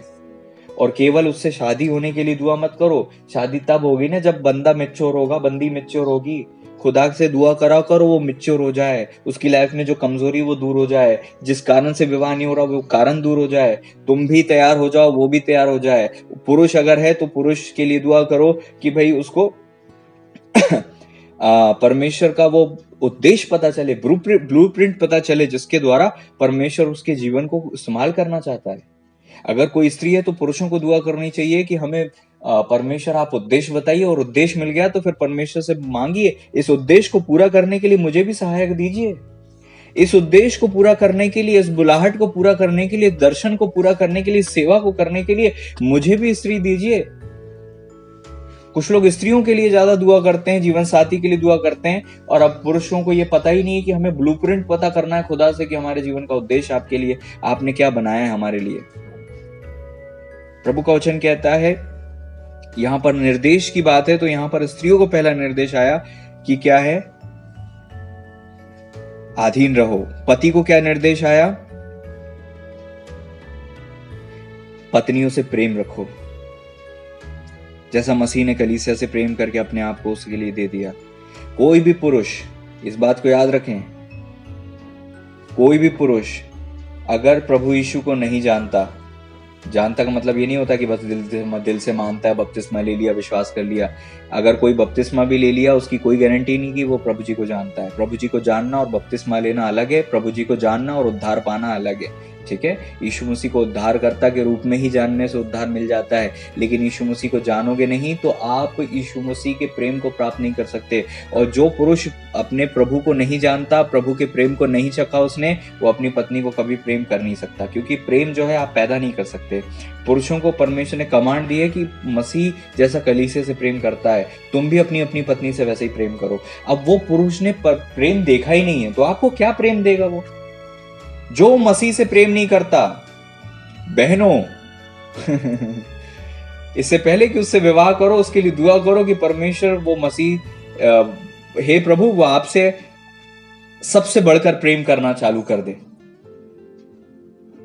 आपसे प्रेम करना सीखे, तब जाके वो आपसे जो है आप लोगों से प्रेम करेगा, नहीं तो नहीं करेगा। मसीह कलीसिया से प्रेम करते हैं, वैसा करते हैं जैसा हम जानते हैं उन्होंने अपने आप को दे दिया। पुरुष अगर स्त्री से ऐसा प्रेम नहीं करता तो मैरिज के लिए वो उपयुक्त नहीं है। ऐसा प्रेम अगर उसके अंदर नहीं है तो वो मैरिज में सक्सेसफुल नहीं हो सकता। अगर स्त्री से कहा जा रहा है कि आपको अधीन रहना है, तो पुरुषों आपको भी सीखना चाहिए, समझना चाहिए कि क्या आप मसीह की तरह हो कि वो आपके अधीन भी होए। आपके अधीन आने के लिए उसको कितनी प्रॉब्लम हो रही है। अरे अधीनता आसान होती अगर आप मसीह की तरह होते। अपने आप को मसीह की तरह बनाएं पुरुष लोग, ताकि स्त्रियां उनके अधीन हो। पुरुष है नहीं मसीह की तरह, और बस एक पद उनको रटा हुआ है कि अधीन रहो, अधीन रहो, अधीन रहो। पुरुष को अपने आप को तैयार करना है, स्त्री को अपने आप को तैयार करना है। तो जो हमने चौथा पॉइंट हम देख रहे हैं वो क्या है, प्रिपरेशन जरूरी है। पहली चीज हमने क्या देखी थी कि वो एक मन हो। दूसरी चीज कि क्या उद्देश्य किसके लिए है, मतलब स्त्री पुरुष के लिए बनी है और पुरुष जो है मसीह का है, ठीक है। तो ये फॉर्मेट है मैरिज का। ये नहीं हम तो एक हैं, कहां से है वो, कहीं से कोई एक नहीं है। प्रभु का वचन जो कहता है वो सच है, ठीक है। एक का मतलब ये नहीं होता, एक तो आप हो, वास्तव में आप दो लोग नहीं हो, लेकिन आपको अपना दायित्व समझना है मैरिज में, ये चीज जरूरी। एक तो आप हो ही हो, तीसरी चीज, आपको ब्लूप्रिंट पता होना चाहिए उद्देश्य शादी का क्या है। चौथी चीज, जब ये 3 चीज आपको पता है तो इसके आधार पर अब आपको प्रिपरेशन करनी है। लोग बताओ काय की प्रिपरेशन करते हैं? मैरिज सेरेमनी की प्रिपरेशन करते हैं, मैरिज की नहीं करते। अरे हम पतले हो जाएं, हम अपना पेट कम कर लें, हम अपनी बॉडी बना लें, अब हम अपनी हेयर स्टाइल कर लें, और हम यहाँ गार्डन कर लें, हम वहां मैरिज कर लें, हम ये कर लें, वो कर लें, दुनिया भर की चीजें कर लें। वो तैयारी दुनिया भर से, मतलब सालों साल तैयारी काय की करते हैं? सेलिब्रेशन की, मैरिज सेरेमनी की। लेकिन उसके बाद मैरिज चालू होती है ना? स्टेज पर चढ़ने के बाद जब वो घर आते हैं ना, तब से मैरिज चालू होती है। मैरिज उसको नहीं कहते हैं, उसको तो मैरिज सेरेमनी कहते हैं। मैरिज तो सेरेमनी के बाद चालू होती है, और उसके लिए किसी को कोई प्रिपरेशन नहीं, किसी ने कोई प्रिपेयर नहीं किया होता है। लेकिन आप जो परमेश्वर के लोग हो, आपको पता होना चाहिए, वचन कहता है इससे पहले कि तू घर बनाए, बाहर का कामकाज तैयार करना, उसके बाद घर बनाना। ऐसा ना हो कि तू आधा बना के रुक जाए और लोग थू थू करने लगे, बोलने लगे, नाम धरने लगे कि देखो घर बनाने चला था। आज यही तो हुआ है, लोगों ने अपनी इच्छा से मैनेज करने की कोशिश की थी, चालू किया था, और उसके बाद फेल हो गए मैरिज में। ठीक है, दुनिया भर में डाइवोर्स के रेट कितने हाई हो रहे हैं, ये किसी को बताने की जरूरत नहीं है। मैरिजेस फेल हो रही हैं, किसी को बताने की जरूरत नहीं है। मैरिजेस के बाद भी उनके रिश्ते गलत हैं, किसी को बताने की जरूरत नहीं है। सब ये चीज जानते हैं। कारण क्या है? प्रिपेयर्ड नहीं थे। प्रिपरेशन में क्या चीज है? ये प्रिपरेशन है।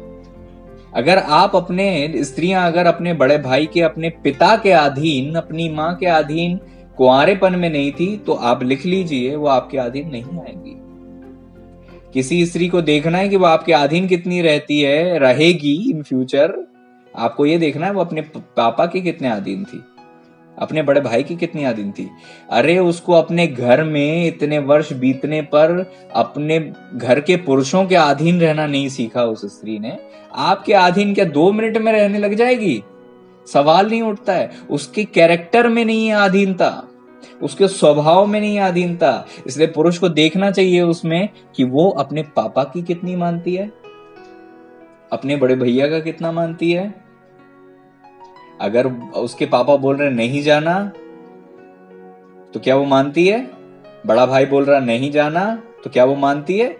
अगर वो अपने घर, उसके घर में रहने वाले पुरुषों के अधीन नहीं हुई, आपके अधीन नहीं हो सकती।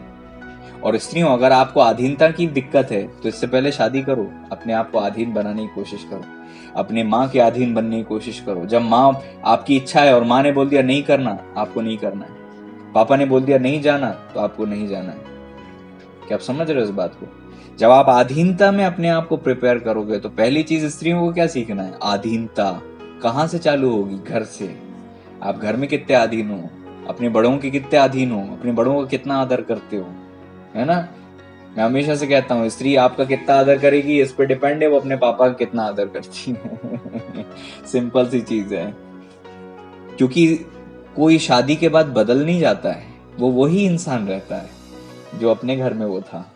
ठीक है, अगर वो घर में बर्तन फेंकने वाली है, तो आपके घर में भी बर्तन फेंके ही जाएंगे। बेहतर है स्टील के बर्तन खरीदने। खैर मजाक है, लेकिन आपको ये देखना है कि वो अपने पिता के घर में कैसी थी। इसहाक की शादी हुई तो सेवक जाकर देखता है कि वो जो रिबका है पिता के घर में कैसी है ना? वो बड़ी शालीन, बड़ी दीनता नम्रता के साथ रहने वाली थी, इसलिए उसका चुनाव किया गया, है ना? तो स्त्रियों, आपको प्रिपरेशन में क्या करना है? अधीनता में रहना सीखना है। जिस भी बड़े के अधीन हो उसके अधीनता में रहना सीखो। पतियों, आपको क्या करना है? मसीह के प्रेम को चखना है, ताकि आप वो प्रेम जो मसीह से पाओ अपनी पत्नी को दे सको। क्योंकि आप प्रेम को पैदा नहीं कर सकते, आप ऊपर से प्रभु से लेते हो और नीचे अपनी पत्नी को दे देते हो। तो प्रिपेयर हो जाओ, खुदा के प्रेम को चखो। और सबसे बढ़िया प्रिपरेशन है प्रेम को चखने के लिए वेट।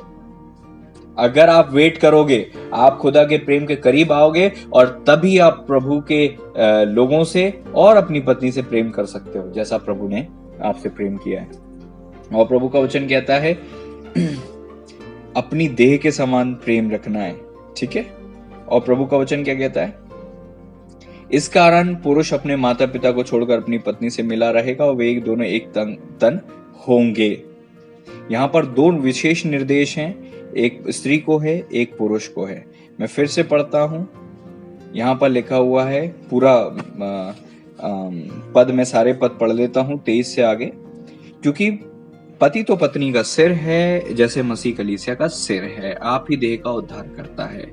जैसा कलीसिया मसीह के अधीन है, वैसे ही पत्नी भी हर बात में अपने पति के अधीन रहें।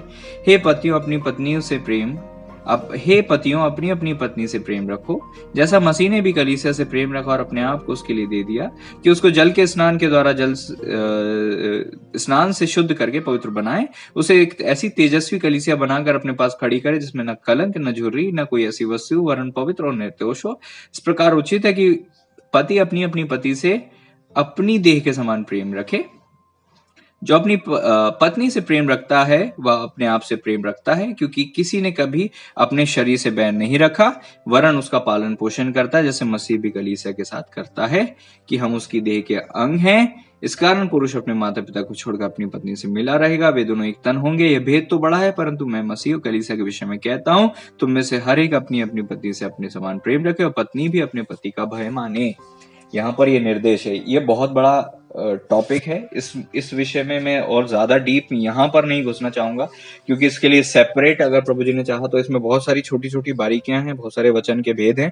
वो सारी चीजें हमें प्रभु जी ने चाहा तो और कभी हम इसमें समझेंगे। लेकिन अभी प्रिपरेशन में हमने क्या सीखा? स्त्री को पहले से ही अधीनता में रहने का प्रिपरेशन करना है, और पुरुष को पहले ही पर मसीह के प्रेम को चखना है, ताकि वो बाद में अपनी पत्नी से जैसा परमेश्वर की योजना है वैसा प्रेम कर सके। ठीक है।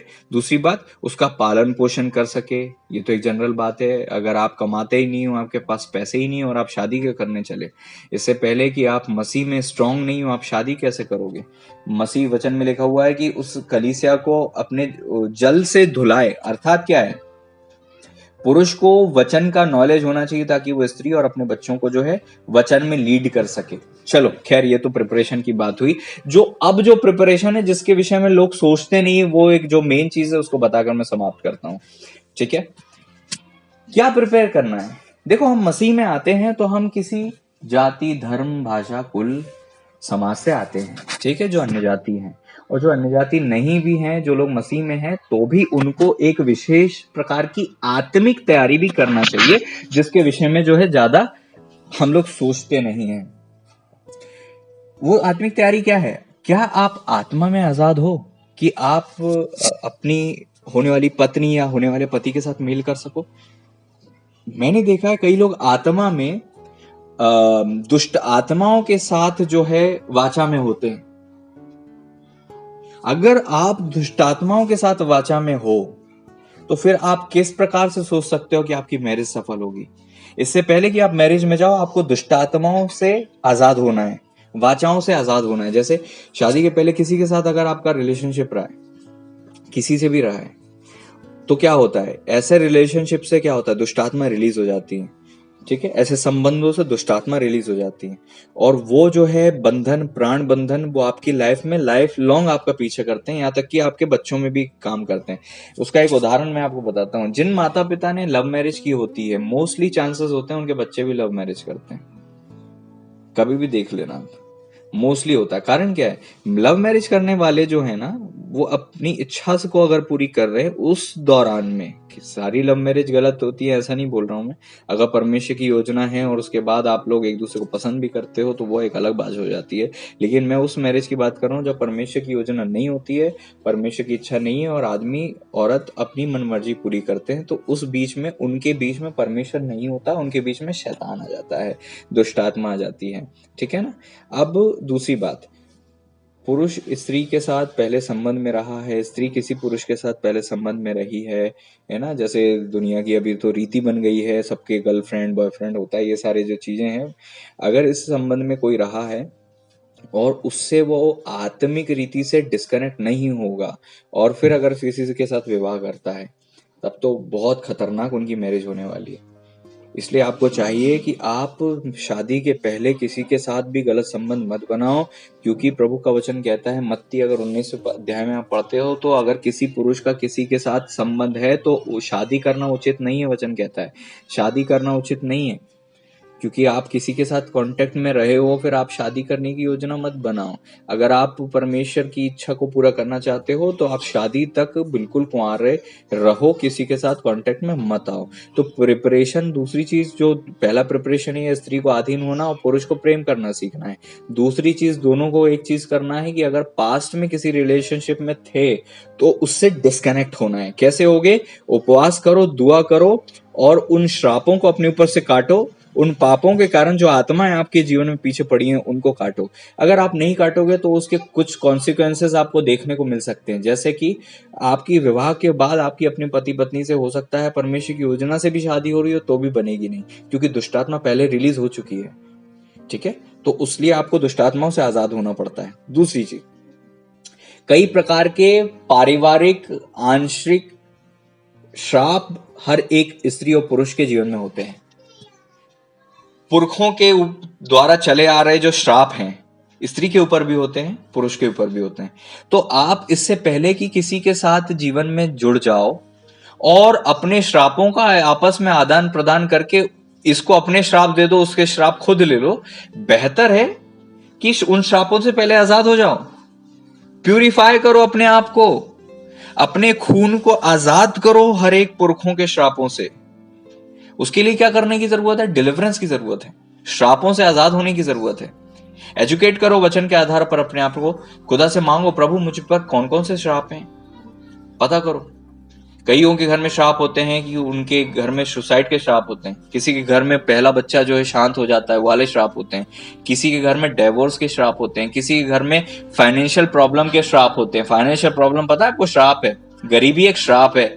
अब कोई एक अमीर घर की लड़की किसी गरीब घर के लड़के के साथ शादी करने की सोच रही है और लड़के ने अपने आप को गरीबी के श्राप से आजाद नहीं किया तो क्या होगा? लड़की चाहे कितनी अमीर रही हो अपने पिता के घर में, इस घर में आके गरीब हो जाएगी, उसकी सोच भी गरीब हो जाएगी, उसका रहन सहन गरीबों की तरह हो जाएगा। कारण क्या है? उस पुरुष ने अपने आप को जो है श्रापों से आजाद नहीं किया था। तो प्रिपरेशन आत्मिक रीति से भी चाहिए कि आपको किसी स्पिरिट से संबंध है तो वो आपको काटना है, वाचा है काटना है, पुरखों के जितने भी श्राप हैं उससे काटना है। नहीं तो शादी मत करिए, पहले श्रापों से आजाद होइए। नहीं तो क्या होगा? पुरुष के पास खुद के भी श्राप थे, अब स्त्री भी आ गई श्राप को लेकर और वो दोनों श्रापों को लदे हुए जो है मैरिज करेंगे। फिर क्या होंगे? बच्चे भी श्रापित पैदा हो रहे हैं, है ना? तो आपको अपने आप को श्रापों से भी आजाद करना है, समझ रहे हो?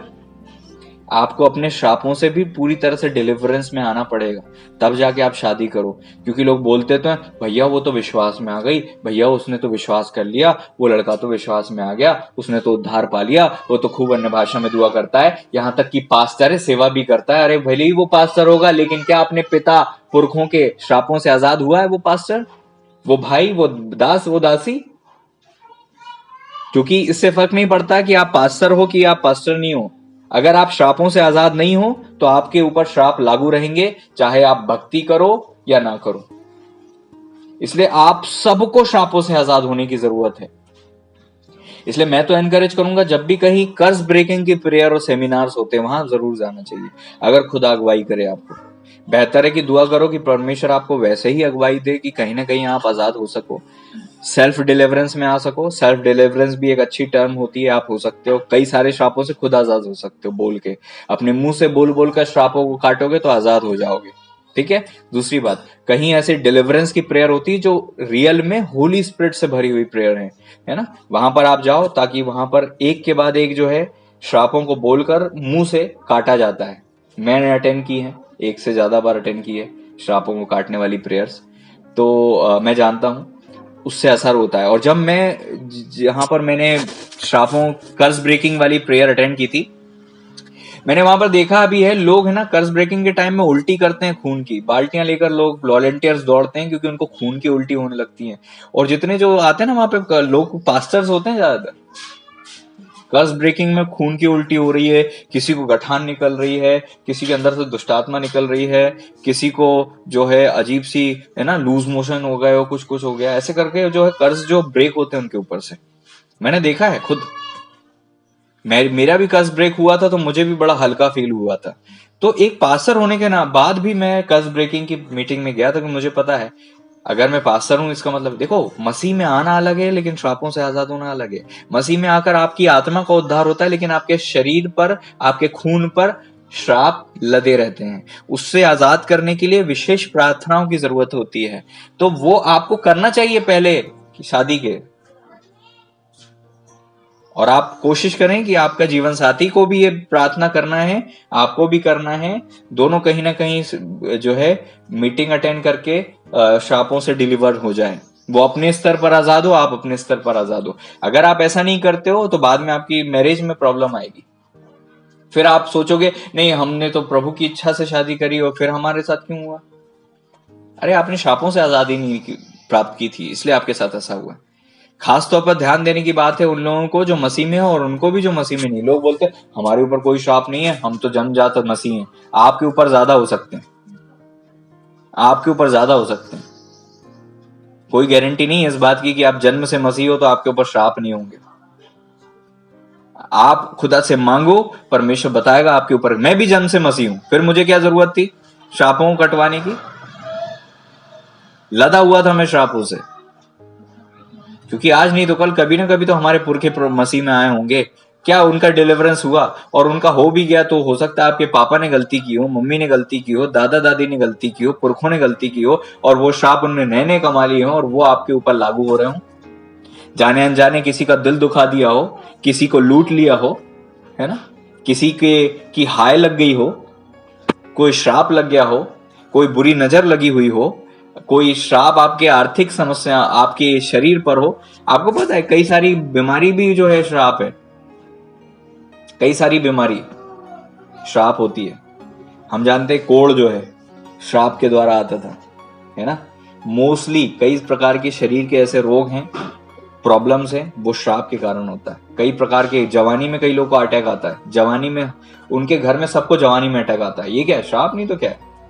कईयों को हमेशा मिसकैरेज होता है, कभी एक बच्चा खत्म हो जाता है, कभी 2 बच्चे खत्म हो जाते हैं, तीसरा बचता है। किसी घर में श्राप है उनको लड़कियां होती हैं, किसी घर में श्राप है उनको लड़के होते हैं। इस प्रकार के भी श्राप होते हैं। आपके होश उड़ जाएंगे जब आप सुनोगे। अपने आप को एजुकेट करो कि एक मसीह अच्छी बुक बुलवाओ। एक बहुत अच्छी किताब है, मैं रिकमेंड करूंगा, क्रूर श्रापों को कैसे तोड़ें। बहुत अच्छी पास्टर इज़िकिया फ्रांसिस, जिनकी मीटिंग भी होती है कर्स ब्रेकिंग की, क्रूर श्रापों को कैसे तोड़ें। ठीक है, वो एक हर एक कुंवारे लड़के लड़की को पढ़ना चाहिए और उससे ब्रेक करना चाहिए अपने आप को। दूसरी बात, अगर शादी के पहले कहीं किसी के साथ रिलेशनशिप में या हार्ट टू हार्ट कनेक्शन में रहे हैं तो एक और है प्राण बंधन को कैसे तोड़ें, वो भी पढ़ना चाहिए इज़िकिया फ्रांसिस जी की, सिस्टर बेनिता फ्रांसिस की। ठीक है, आप अपने आप को एजुकेट करो, उसके बाद आप प्रिपेयर होते हो। पहले घर बनाने के पहले बाहर का चीज तैयार करोगे, तब तो आप घर बना के सोचोगे कि सक्सेसफुल होगा, नहीं तो कैसे होगा। ये सारी चीजें प्रिपरेशन में आती हैं। तो 3 चीज जो है मेन चीज है, वैसे तो 4 चीज है। चौथा पॉइंट ये था कि प्रिपरेशन करना है, और प्रिपरेशन में हमने सीखा स्त्री को अधीनता में होने की प्रिपरेशन करना है अपने घर में, पुरुष को खुदा से प्रेम करना सीखना है। ठीक है, और दूसरी चीज जो है स्पिरिचुअल जो है प्रिपरेशन भी जरूरी है ताकि आपकी मैरिज सक्सेसफुल हो सके।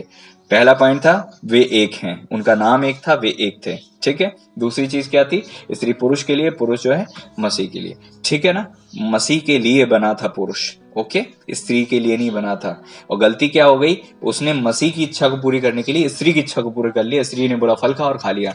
यही तो गलती होती है आज मैरिजेस में, मसीह की इच्छा को पूरी नहीं करते, अपनी इच्छाओं को पूरी करने लगते हैं। तीसरा पॉइंट यह था कि ब्लूप्रिंट नहीं है पुरुष के पास शादी करने चले, हमें ब्लूप्रिंट पता करना है कि हमारा उद्देश्य क्या है, खुदा की क्या उद्देश्य हमारे जीवन के लिए। चौथा पॉइंट यह था कि आप प्रिपेयर हो जाएं। एक प्रिपरेशन है कि स्त्री को अपने आप को अधीन बनाकर और पुरुष को प्रेम करना सीख कर हमें प्रिपेयर होना है। दूसरी चीज स्पिरिचुअली प्रिपेयर होना है। स्पिरिट से वाचाए हैं तो आजाद हो जाएं, कर्सेस से लदे हुए हैं तो आजाद हो जाएं। और आप कहेंगे नहीं नहीं हम तो आजाद हो चुके, हम नहीं नहीं नहीं नहीं नहीं। अगर शादी हो रही है उसके पहले एक बार जरूर आप कर्ज से आजाद होने की कोशिश करें, चाहे आपको लगता है आप आजाद हो चुके हैं तो भी करें। ठीक है, और श्राप की आजादी के लिए एक मैं टिप आपको देता हूं, स्त्रियों और पुरुष जो हैं अपने अपने पेट पर, नाभि के यहाँ पर हाथ रखकर दुआ किया करें जहां पर आपका वंश जो है रहता है। ठीक है, आप अपने वंश के लिए अभी से दुआ कर सकते हो। लोग बोलते हैं कि नहीं हमारी शादी हो जाएगी, फिर बच्चे होंगे, फिर बच्चों के लिए शादी हम दुआ करेंगे। अरे आपके बच्चे आपके अंदर हैं, ठीक है। आदम ने जब पाप किया हम कहाँ थे? आदम के अंदर थे। आदम ने जो किया उसको हम भुगत रहे हैं कि नहीं भुगत रहे हैं? इसलिए आपके बच्चे पैदा हो या ना हो, आज आप जो करोगे उसका असर उन पर होगा। अभी से अपने ऊपर, अभी से बेटियों, आप मिसकैरेज से बचना चाहते हो, अपने अभी से अपने घर पर हाथ रख के दुआ करो, ब्लेस किया करो अपने बॉडी को, कर्ज से आजाद हुआ करो, ठीक है। अभी से अपने वंश के लिए प्रभु यीशु के नाम में मैं अपने वंश के ऊपर से सारे प्रकार के श्रापों को काट देता हूँ। यीशु के लहू से मेरे वंश पर यीशु के लहू को अप्लाई करता हूँ और काट देते हैं सारे श्रापों को। जब आप ऐसा दुआ करोगे, अपने आप आपकी संतानें भी वही पैदा होंगी जो खुदा की इच्छा है। उनके शरीर भले चंगे रहेंगे, आपकी डिलीवरी अच्छी होगी, ये सारे श्रापों से आप आजाद हो जाओगे। आप ऐसा करके तो देखो। ये सारी चीज प्रिपरेशन में आती है, कोई दूसरा बाहर से व्यक्ति आकर नहीं करेगा। शादी आपकी, आपको करना पड़ेगा, जवाबदार आप हो अपनी मैरिज के लिए, ठीक है। मैं विश्वास करता हूं इस वचन के द्वारा आप आशीषित हुए होगे। अगर आपकी शादी हो गई तो आपको क्या करना चाहिए? वही जो इस वचन में था। अगर नहीं पता, उद्देश्य पता करो। अधीन नहीं रहते, अधीनता में आने की कोशिश करो। अपनी पत्नी से प्रेम नहीं करते बनता, मसीह से प्रेम करना सीखो, तब जाके अपनी पत्नी से प्रेम कर पाओगे। दूसरी बात, आप जो तीसरी बात थी कि आपको, दूसरी बात ये थी कि स्त्री जो है पुरुष के लिए बनी है, ना कि पुरुष पर हुकूमत करने के लिए बनी है। और स्त्री जो है पुरुष की सहायक है, तो पुरुष उस पर हुकूमत ना करे, बल्कि उससे क्या करे? मसीह ने जैसा प्रेम किया वैसा प्रेम करे, और एक दूसरे को अपने आप को प्रिपेयर करें। अगर आपके घर में बच्चे हैं तो उनको ये मैसेज जरूर दें, ताकि वो इसे सुने और उसके अनुसार कुछ सीख सकें। मैं विश्वास करता हूं आज के वचन से आप आशीषित हुए हैं। कलीसिया में बहुत से जवान भाई बहन हैं, और दुनिया भर की हम बातें करें और शादी के विषय में अगर सरमस ना हो और वो गलत मैरिज करके फंस जाएं, तो इससे बुरा कुछ नहीं हो सकता कलीसिया के लिए। एक कलीसिया की जवाबदारी है कि उस कलीसिया के बहन भाई बेटे बेटी सही जगह विवाह में शामिल हो, ना कि गलत विवाह में फंसे। एक कलीसिया की थू थू होती है जब एक लड़की अपनी मनमर्जी पूरी करके गलत शादी करती है। कलीसिया पर लांछन आती है, पास्टर पर बात आती है, ठीक है। कलीसिया पर लांछन आती है, कलीसिया की बदनामी होती है। दूसरे लोग बोलते हैं इस कलीसिया की लड़की उसके साथ भाग गई, है ना। हम कलीसिया के लोग एक परिवार का हिस्सा हैं। लड़का गलत शादी करता है तो लोग थू थू करते हैं कि ये देखो तुम्हारे चर्च में ये सब होता है। कौन आना चाहेगा ऐसी कलीसिया में जहां स्त्रियां अपनी मनमर्जी पूरी करती हैं? तो ये बच्चों को अगर ये शिक्षा नहीं मिलेगी तो ये बदनामी कर देंगे, अपनी भी हानि करेंगे और पूरे समाज में गड़बड़ी फैलाएंगे। इसलिए प्रभु ऐसा ना करे, इसलिए ये सारे वचन होना जरूरी है। ये ना सोचें कि क्या शादी शादी शादी शादी, जरूरी है इसलिए ये वचन है। क्योंकि मैं प्रिपेयर नहीं करता, मैंने आपको बताया है, प्रभु जी की योजना रहती है, उसको हमें बाय हार्ट एक्सेप्ट करना चाहिए। प्रभु आप सबों को आशीष दें, आपकी रक्षा करें। आइए हम दुआ करें। धन्यवाद धन्यवाद धन्यवाद प्रभु जी, मैं आपको हृदय की गहराई से धन्यवाद देता हूँ उत्तम वचनों के लिए जो आपने मुझे दिया, मेरे पिता हमें दिया, आपने इस्तेमाल किए। मैं धन्यवाद देता हूँ। मैं सारी महिमा आदर आपके पावन चरणों में रखता हूँ। वचन कहता है ये भेद तो बड़ा है मेरे प्रभु, अभी तक हमने बेसिक भी क्लियर नहीं किया मेरे प्रभु जी, सरफेस को ही हमने अभी कंप्लीट नहीं किया, हम डीप क्या जाएंगे ओ खुदा प्रभु जी। लेकिन हम आपसे विनती करते हैं, आप हम पर प्रकट करें मेरे पिता। जो कुछ इन्होंने सुना है यही इनके लिए ओ मेरे पिता परमेश्वर गहरी बातें हैं, और यही बातें मेरे पिता शायद इनने आज से पहले ना सुनी हो। मेरी दुआ है प्रभु ओ खुदा, जैसी योजना आपकी है वैसी इनकी मैरिज हो सके, जैसी आपकी इच्छा है वैसे ये विवाह में जाएं, विवाह में शादी के बंधन में आने पाए मेरे पिता। क्योंकि एक ऐसी वाचा है जो मृत्यु तक नहीं टूट सकती। गलत संबंधों से आजाद हों, गलत बातों से आजाद हों ओ मेरे पिता, अपने आप को पवित्र बनाए रखें। और खुदा अभी से दुआएं करें ये बच्चे, ताकि मेरे पिता एंड टाइम पर मेरे प्रभु जी इनके जीवन में गलत निर्णय ना लें, बल्कि मेरे पिता अभी से मेरे पिता प्रिपेयर हो जाएं, स्पिरिचुअली, मेंटली, फिजिकली अपने आप को तैयार करें, श्रापों से भी आजाद हो सकें।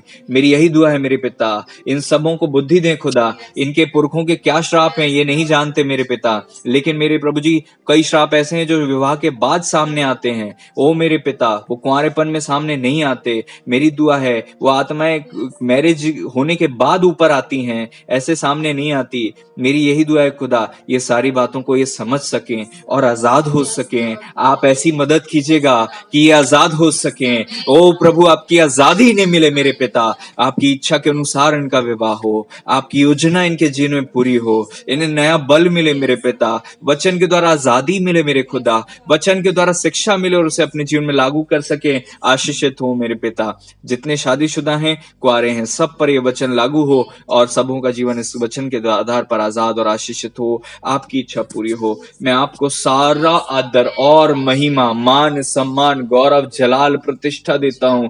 आपकी महिमा करते हैं और अधिक इस विषय में हम आपसे विनती करते हैं कि प्रकाशन और वचन और शिक्षा और ज्ञान आप हम सबों को दीजिएगा। हम उन प्रकाशनों के प्रभु जी अपेक्षित हैं, भूखे और प्यासे हैं। आपकी महिमा करते हैं प्रभु यीशु मसीह जी के नाम में। आप आ जाएं, क्योंकि आप जहां हैं वहीं आजादी है, आप जहां हैं वहीं प्रकाशन है, जहां आप हैं वहां सब कुछ है। मैरिजेस में आप आ जाएं लॉर्ड। ओ मेरे पिता, अभी से इनके जीवन में आप आ जाएं, अभी से इनके मध्य में आप आ जाएं, ताकि मेरे पिता गड़बड़ी ना हो, शत्रु घुसने ना पाए। आपके हाथों में सौंपते हैं। जितने बच्चों ने सुना सबों को आशीषित करें, हर एक को आजाद करें, आपकी इच्छा पूरी हो। ओ पिता परमेश्वर, अगर कुछ लोग गलत निर्णय ले चुके हैं तो मेरे पिता अब वो अपना उद्देश्य आपसे प्राप्त करके उस आधार पर, जो वचन का आधार है, उस पर जीवन जीने की कोशिश करें और उसे पूरा कर सकें। हम धन्यवाद देते हैं पिता, आपने ऐसा कर दिया। सारी आदर और महिमा आपके पावन चरणों में रखते हुए प्रभु यीशु मसीह जी के महान पवित्र सामर्थ्य नाम में धन्यवाद के साथ इस दुआ को मांग लेते हैं। आमीन, आमीन, आमीन। प्रभु जी का धन्यवाद हो। Thank you Lord, thank you Lord, thank you holy spirit Lord ji, thank you Lord. प्रभु आपकी सहायता करें कि आपके विवाह सही जगह हो, और अगर आपने अपनी मन मर्जी पूरी कर ली है तो अब जिसके साथ हो, अब वही आपका पति है, वही आपकी पत्नी है, उसके साथ मिले रहो और वचन के आधार पर उसे वचन के आधार पर जीवन जीने की कोशिश करो। अगर स्त्रियों के पति विश्वास में नहीं है तो वचन कहता है, क्या तू नहीं जानती, तू अपने पति का उद्धार करा लेगी, करा सकती है। अच्छा चरित्र, अच्छी जीवन शैली है ना, अगर आप अपनाओगे तो पति आपका विश्वास में जरूर आ जाएगा, समर्पित हो जाएगा। देखो, आप कितनी दुआ करते हो उससे पति उद्धार पाएगा, ये नहीं लिखा वचन में। वचन में लिखा अच्छे स्वभाव, अच्छे चरित्र से, दीनता नम्रता का जीवन, मसीह चरित्र अगर होगा तो पति झुक जाएगा। 5 घंटे दुआ करने से नहीं, आपको अच्छा चरित्र अपनाना पड़ेगा, तब पति झुकेगा। आपको दीन रहना पड़ेगा, नम्र रहना पड़ेगा, भले ही वो लायक नहीं हो तो भी उसके अधीन रहना पड़ेगा। जब आप ऐसा करोगे तब आपका पति जो है आपके जो है उस प्रेम को समझेगा, उस कैरेक्टर के जो है द्वारा प्रभावित हो पाएगा, अच्छे चरित्र के द्वारा। ठीक है, प्रभु आप सबों को आशीष दें। हफ्ते में 1 दिन उपवास जरूर रखें और दुआ करें अभी से मैरिज के लिए। दिन में 3 बार दुआ करते हो तो तीनों टाइम में थोड़ा टाइम, एक टाइम आप ऐसा निकाल के मैरिज के लिए दुआ किया करो, और अपने लिए प्रिपरेशन के लिए, अपने मैरिज लाइफ पार्टनर के लिए प्रिपरेशन के लिए, अपनी फैमिली प्रिपरेशन के लिए, और जितनी भी रुकावटें हैं, श्राप हैं, क्राइसिस है, सारी चीजों के लिए दुआ किया करो। तब मैं विश्वास करता हूं कि आपकी मैरिज ब्लेस्ड होगी। और जिनकी मैरिज हो गई है, मसीह को पीछे कर देते लोग, फिर पति सर हो जाता है और पति ही मसीह की जगह भी ले लेता है। सब कुछ मसीह की जगह पति हो गया है और पत्नी हो गई है। ऐसा नहीं होना चाहिए। मैंने देखा है शादी के बाद वो प्रभु प्रभु बोलना छोड़ देते हैं, कम हो जाता है। ऐसा ना करें। प्रभु की जगह प्रभु को दें, जीवन साथी की जगह जीवन साथी को दें। प्रभु आप सबको आशीष दें। God bless you all. अब हमारे परमेश्वर पिता का प्रेम, पुत्र प्रभु यीशु मसीह जी का अनुग्रह और प्रभु पवित्र आत्मा परमेश्वर जी की गहरी संगति, सहभागिता हम सभी विश्वासी गणों के साथ प्रभु जी के दूसरा आगमन तक निगरानी होती रहे। आमीन। प्रभु आप सबों को आशीष दें, आपकी रक्षा करें। God bless you all. आमीन।